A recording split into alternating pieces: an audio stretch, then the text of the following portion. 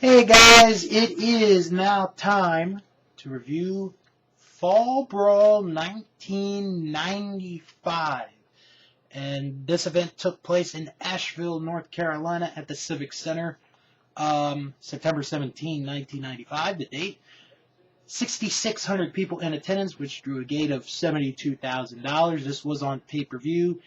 Got a rating of a .48. Tony Schiavone and Bobby Heenan are your hosts for this event, and they tell us that, for those that missed it, because, well, they don't have the WWE, or they don't have main event on, well, WCW main event on the WWE network, that during WCW main event, just prior to this event, Hulk Hogan's motorcycle was run over and destroyed by the Giant. So that's how it started up. So let's keep going and let's see where this goes. Opening contest is Flying Brian against Johnny B. Bad, with a very interesting stipulation that the winner of this match is the #1 contender to the United States heavyweight title held by Sting. This is a very good match. This is a great match to start the pay-per-view. There's nothing wrong with this match. Well, I mean, there's probably some stuff here and there, but nothing to where I'd want to go crazy. They start with a lot of, rest holds, side headlocks, going for technical moves here and there. And it really, the action really didn't pick up till about the 15-minute mark. And then that's when the both of them just went absolutely crazy. They were doing high-flying moves. They were going on the outside. They were fighting. And both men are trying to go for a pin, and then the bell rings because the 20-minute time limit had expired on this match. However, the referee assigned to this match, Nick Patrick, went over to Michael Buffer because, believe it or not, Michael Buffer was the ring announcer for the opening match of this event. Basically, he explains to him that the board of directors, the WCW board of directors, gave him the authority that in the event that a 20-minute time limit had gone, or, something like a double count out or a double disqualification, that they would basically go into overtime. These two would go at it until there was a definitive winner. Now, something that I want to point out, and you got to watch this early in the match, is Brian Pillman gives a good punch to the side of the face of Johnny B. Bad. It busts Johnny B. Bad open. And the thing is, and I sort of feel, and I'm not, a ring announcer expert or anything, but I'd figure if somebody's busted open, that's 101 right there. You mention, hey, this guy's busted open. So after they are told, we're going to keep going, these guys go at it nonstop for almost 10 more minutes. After the initial 20 minutes began, they go almost 10 more minutes. And it is just really, really good. Each man tries to hit their finishing move. Brian Pillman does the Tornado DDT. He does the Bulldog, Dropkick, Can't Pin Bad.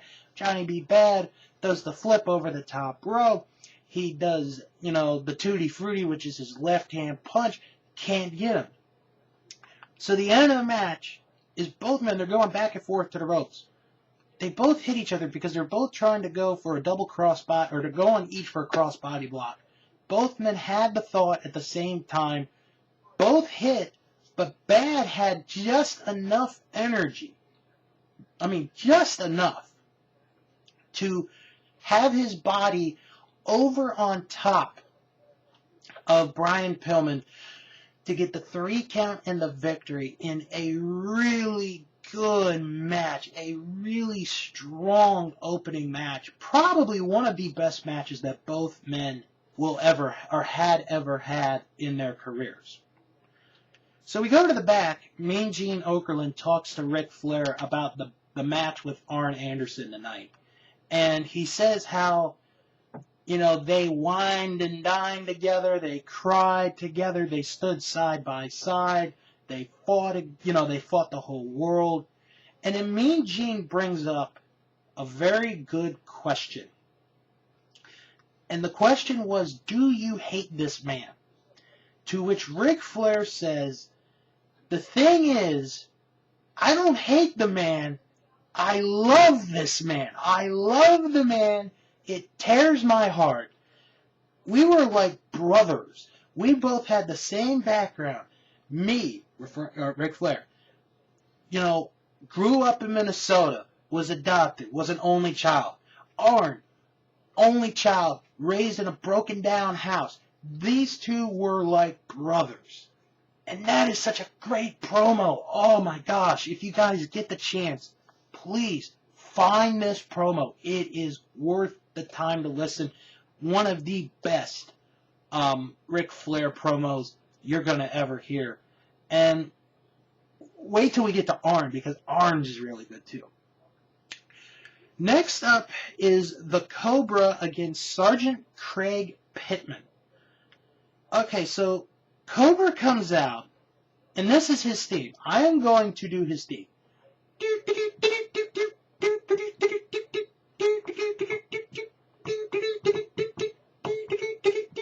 It's like one of those telegraph machines just going off. That's his whole theme.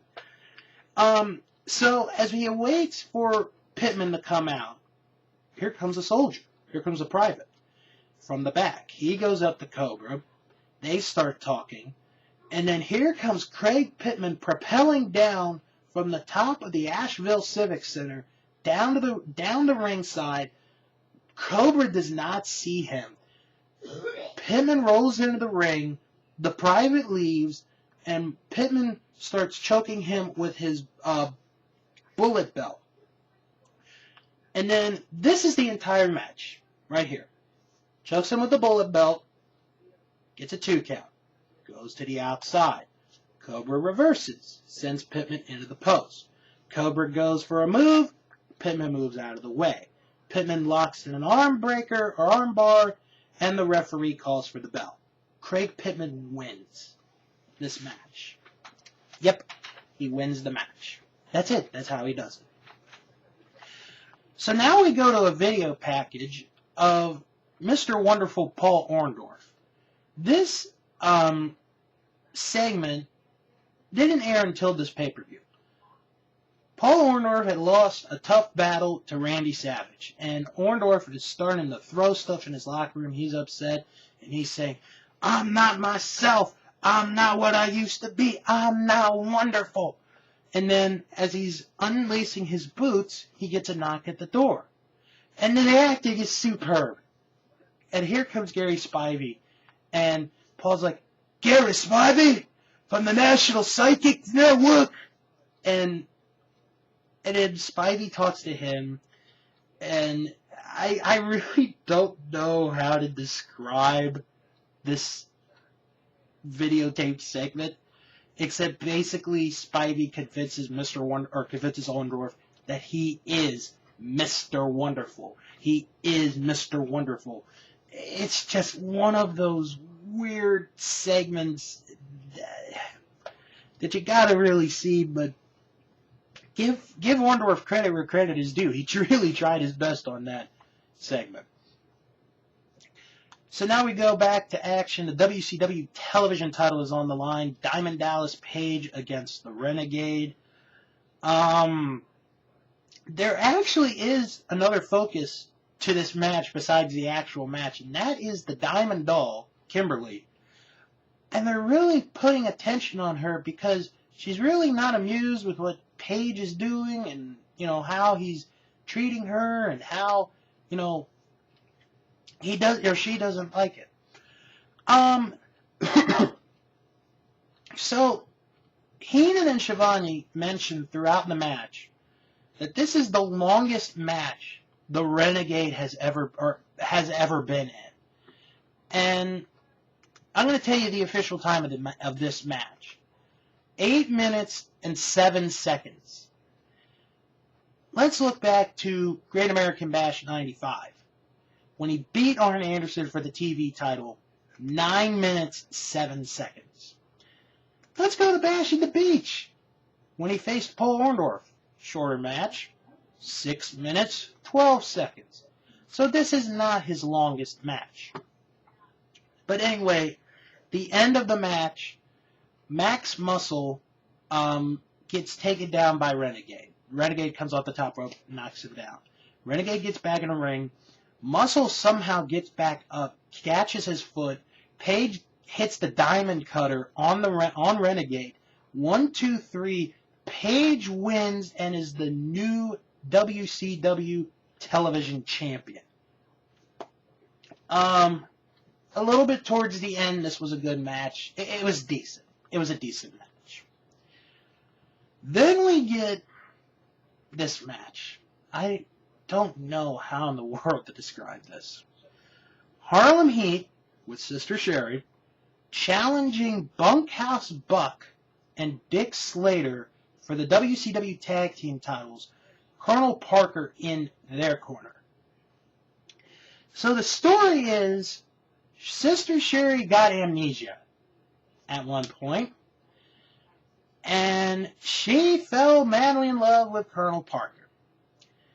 Well, during the main event, Parker gave her some flowers, and that's really it. So this match happens, and I feel bad for Harlem Heat. I feel bad for Bunkhouse Buck and Dick Slater. They're trying to do their best. But this match, it just didn't click. It really didn't. The story is they're working on Booker T. Buck and Slater are. They're working on Booker T. They do a good job. And then Stevie Ray gets the tag and he cleans house. Well, once all four men are in the ring, Colonel Parker and Sister Sherry, they get to the other side. They get on the apron of the second ring. They're staring at each other. They go into the ring. Sherry's on all fours, and they start making out. I would put the women and kids to bed on that one.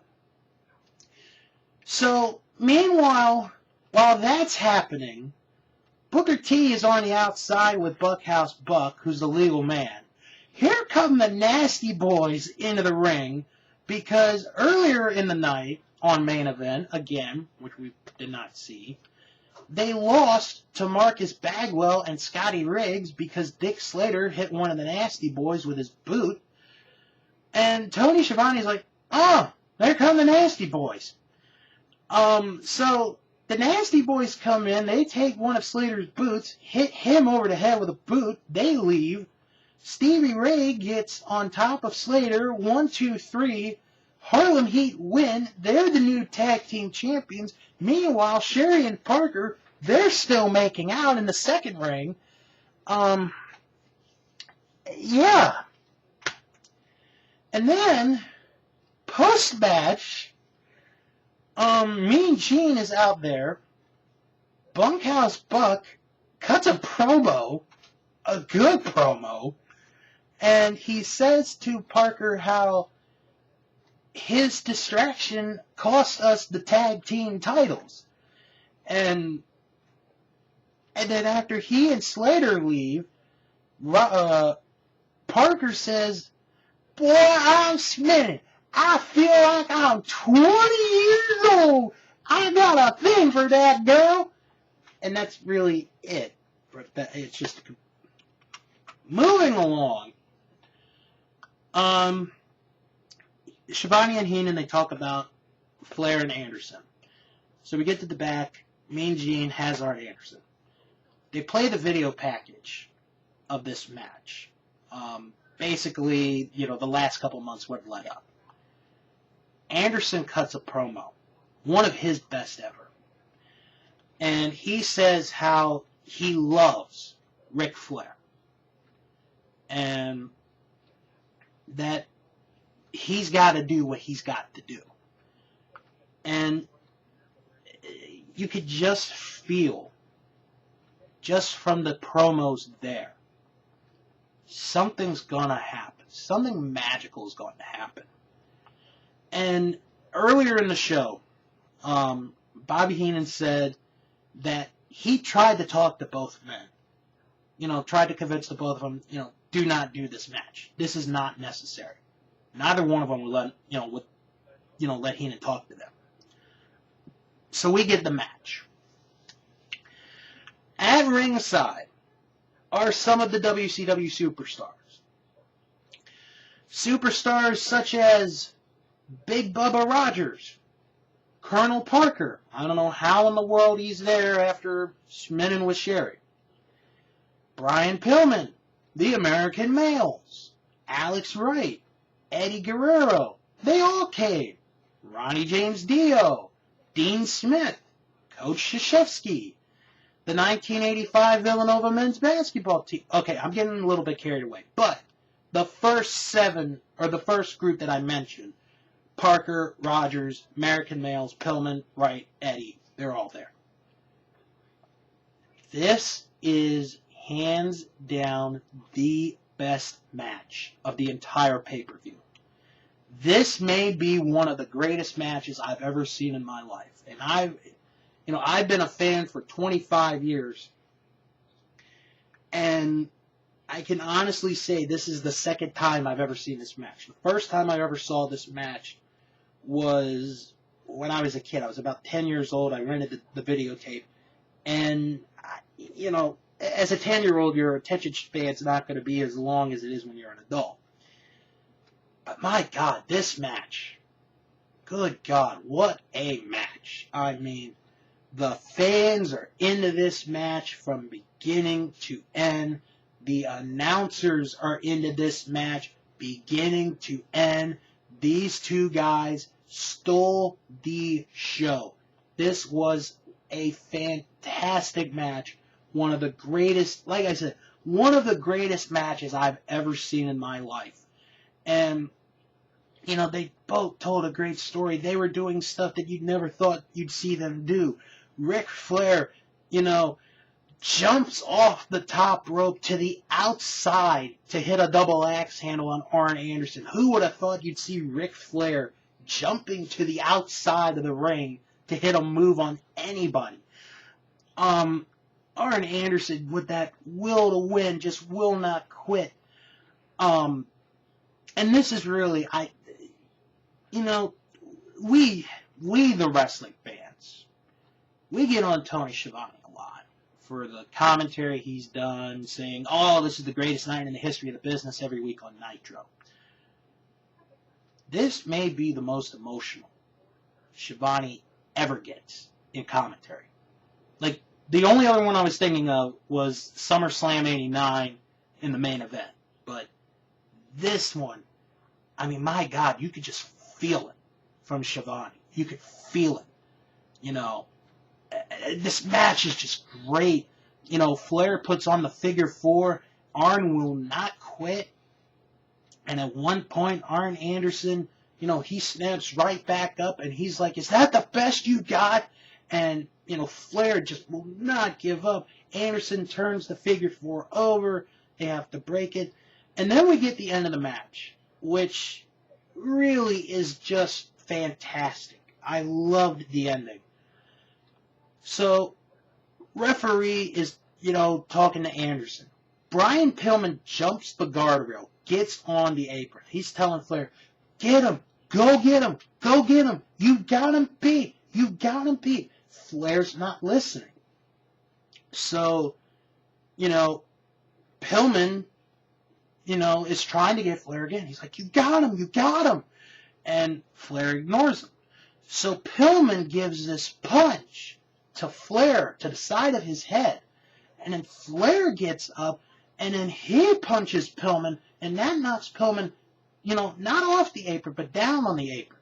And then Pillman gets back up, and he hits him with a kick to the back of the head. Anderson hits him with the DDT. 1, 2, 3. Arn Anderson wins. And then as Pillman is leaving, he's being chased by Alex Wright and Eddie Guerrero.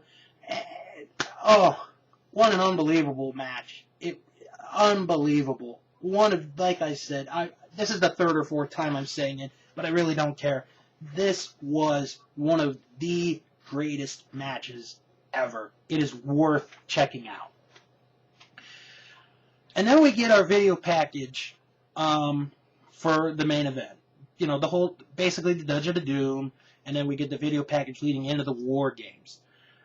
We do see the video of Giant running over Hulk Hogan's Harley Davidson, and it's so choreographed. It's so bad. So, Mean Gene is talking to the Hulkamaniacs, Savage, Sting, Luger, Hogan. They cut their promos. Jimmy Hart looks terrible in war gear. I would never want him anywhere near a war. Okay, so after, they introduce the cage coming down and they play the audio of Mean Gene explaining the rules of the War Games, Michael Buffer says that there is a stipulation to this match, which is if the Hulkamaniacs win the match, Hulk Hogan gets 5 minutes alone in the cage with Kevin Sullivan. So now we go to the main event, the War Games, the Dungeon of Doom, which consists of Kamala, the Zodiac, Shark, and Ming against the Hulkamaniacs, which consists of Hulk Hogan, Randy Savage, Lex Luger, and Sting. So Sting and Shark start off the War Games, and about the middle of the first period, Sting hits a body slam on Shark. Boy, there goes the thrill of that one. And then Sting tries again, and it doesn't quite work. So after the opening period ends, a coin toss happens. The Dungeon of Doom wins. Zodiac goes in 2-on-1 for 2 minutes. After that period ends, Randy Savage gets in the ring. Even though it evens the odds, it's still 2-on-1 because Sting got beat up real bad by Shark and Zodiac. 2-minute period ends there. Kamala goes in. It's 3-on-2. Another period ends. Lex Luger comes in. Now, this is where it gets interesting, because towards the end of this particular period, Luger tries to go for a clothesline on the Zodiac, and he accidentally hits Savage. And Savage is upset. He and Luger start fighting. Sting is trying to break this up, can't really do it. The period ends, Ming comes in, and it's 4-on-3. They're just basically attacking the 3 men in the cage, and then the final period ends, Hogan comes in, and the match beyond begins. Hogan has powder. He throws it in the eyes of the members of the Dungeon of Doom, and it's back and forth, action until we get to the end where Hogan locks on the camel clutch on the Zodiac. Randy Anderson, who is assigned as the head referee, he gets into the ring, rings the bell, Zodiac submits, and the Hulkamaniacs win the War Games, meaning Kevin Sullivan has to go into the ring alone with Hogan, but he tries to escape. Security gets him back, and then Sting grabs Sullivan, throws him into the cage, and it's Hogan and Sullivan for 5 minutes. So Hogan, he's having fun. It's in the cage. It's out of the cage. He goes back in the cage. And then here comes the Giant. The Giant comes out. And the referee, poor Randy Anderson, and for those of you who don't know Randy Anderson or have ever heard of him, his nickname was Pee-wee because he was a short guy. I mean, not, you know what I mean. But anyway, Giant picks up Randy Anderson with ease, like he weighs nothing. Puts him on the floor, opens the door, jumps into the ring, over the top rope. He jumps into the ring, jumps over the ropes. Hogan sees him. Hogan punches him a couple times, but Giant gets him, and then Sullivan tells him to rip his head off, and he does the whole neck thing, and it really puts Hogan down. And then the other members of the Hulkamaniacs come running back, but it's too little too late. And Michael Buffer, over his microphone, goes, "We need paramedics to be at ringside. Please, now." And that's basically Fall Brawl 1995. Whew. So, what did I think of this show? While the middle of the show is very skippable, Cobra Craig Pittman, the tag title match, this is a good show. You have a very good opening match. And I mean very good. If you want to watch a match, just watch a match. This is a good one. Diamond Dallas Page wins his first, major title in wrestling. And then, hold on, I know, I'm going back and forth between this and Raw, I'm sorry. And then you get Anderson and Flair, which I've praised enough. I think you guys know how I feel about that. The War Games, you could definitely tell by that point that the fans they were just tired at this point. They had spent all their energy on Flair and Anderson, that by the time the War Games came and all that stuff happened, there just really was not much left. But overall, I thought this was a good show. One of the greatest matches I've ever seen, Anderson and Flair. Very good opening match. DDP wins his first major title in WCW. And you get the War Games, you get the Giant. All in all, and this may surprise people, but I would recommend watching this show. And tomorrow night, or in the next video that I do, it's going to be Nitro. It's going to be in Johnson City, Tennessee. We know that Johnny B. Bad's going to face Mr. Wonderful, and the Blue Bloods are going to face the American Males. Because if you remember from the last Nitro video I did, the winners of the Nasty Boys American Males match were going to face the Blue Bloods on Nitro, which I don't know if that's really a reward. But other than that, those are my thoughts on Fall Brawl 95.